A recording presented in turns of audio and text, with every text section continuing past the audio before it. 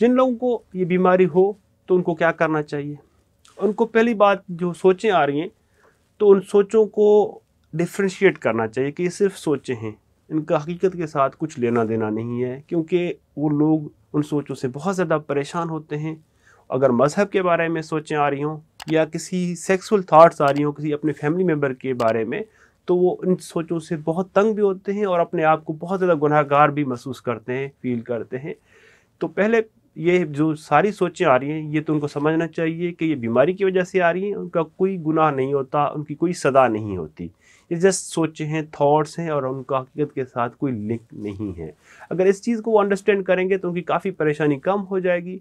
अगर वो उन सोचों के ऊपर वो परेशान होंगे तो वो सोचें बार बार आएंगी, पीछा करती रहेंगी। उसका तरीका ये है कि सोचें आए तो उनको इग्नोर कर दें और उनको डिस्ट्रैक्ट करने की कोशिश करें, अपनी थॉट्स डिफरेंट तरीक़ों से चेंज करें और रेगुलर एक्सरसाइज करें।